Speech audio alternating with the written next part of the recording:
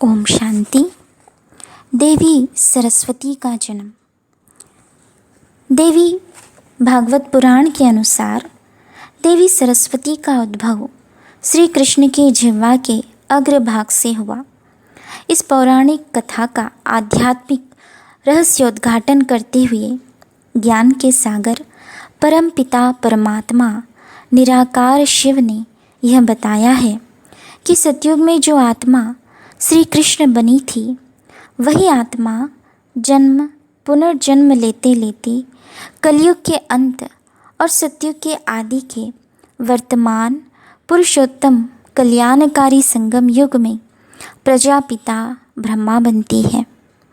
प्रजापिता ब्रह्मा सृष्टि के रचयिता हैं।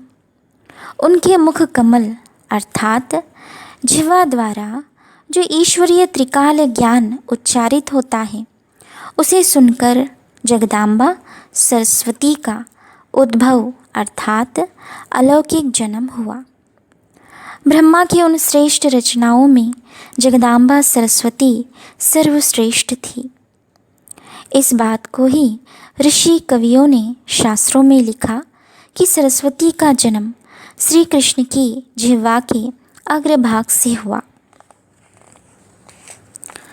देवी भागवत पुराण में यह भी लिखा हुआ है कि श्री कृष्ण ने ही इस संसार में देवी सरस्वती की पूजा का प्रचार किया। इस प्रसंग में हम यह बताना चाहते हैं कि संगम युग में परमात्मा का और उनके सहयोगी अनन्य बच्चों का हर कर्म अथवा चरित्र भक्ति मार्ग में यादगार अथवा चित्र बनता है। यह बात भी उसी एक चरित्र का एक चित्र है।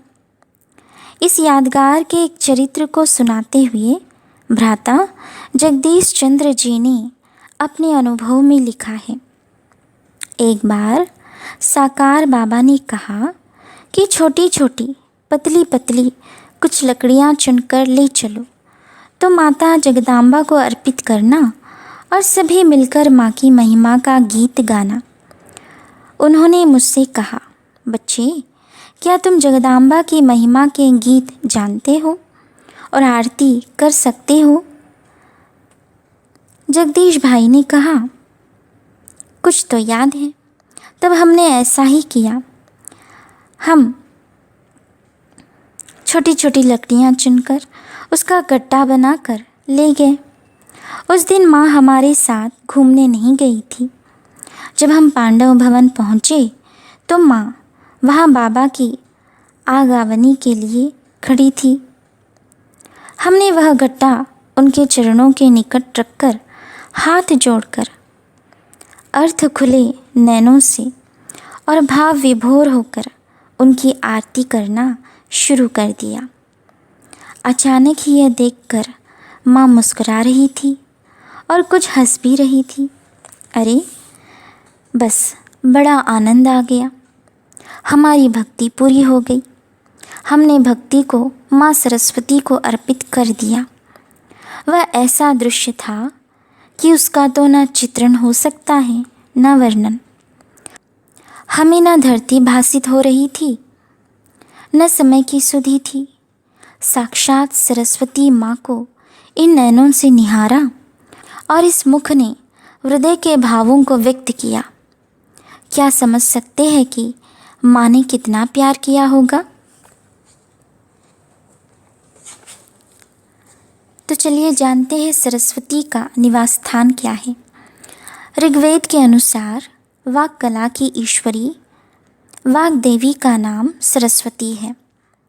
वाग देवी सरस्वती के वासस्थान 3 हैं, पृथ्वी, अंतरिक्ष और स्वर्ग।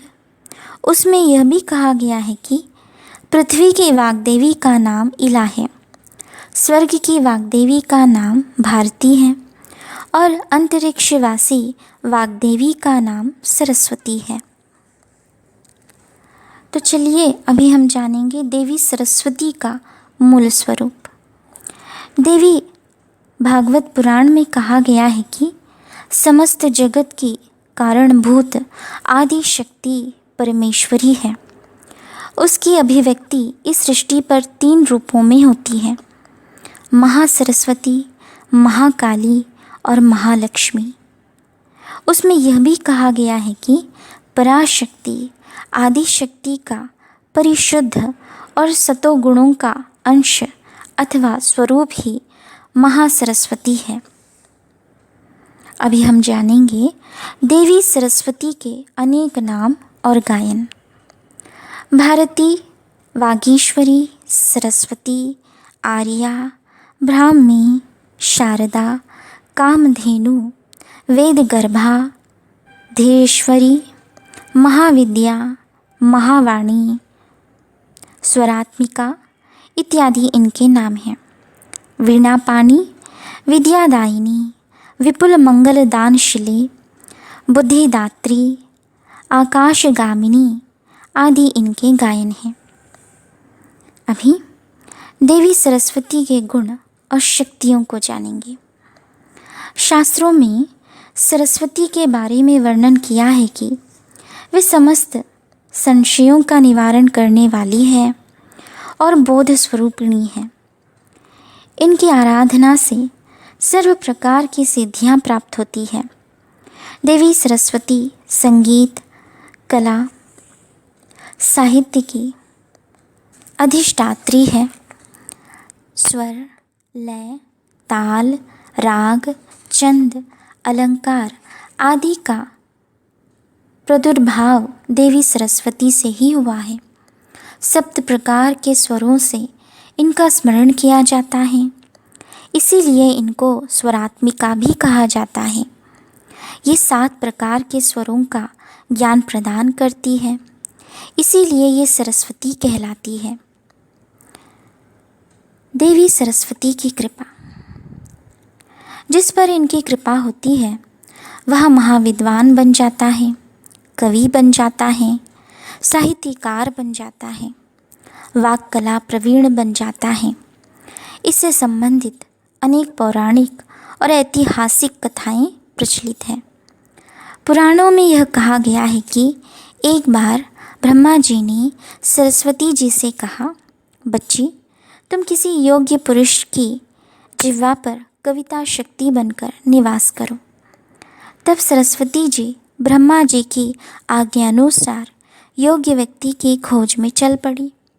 खोजते खोजते उन्होंने एक नदी के तट पर तपस्या में लीन ऋषि वाल्मीकि को देखा और उन पर प्रसन्न होकर उनकी जिह्वा पर उपस्थित हुई।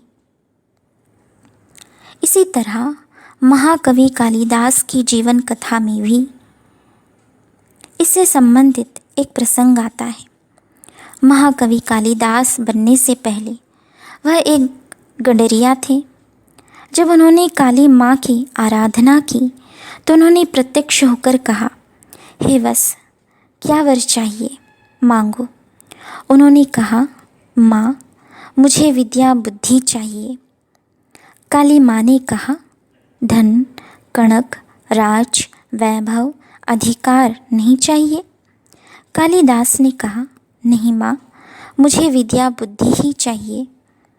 तब माँ काली ने उसकी जीभ पर ओम अक्षर लिखा। इसके बाद बुद्धिहीन गडरिया से वे बुद्धिवान महाकवि कालिदास बन गए।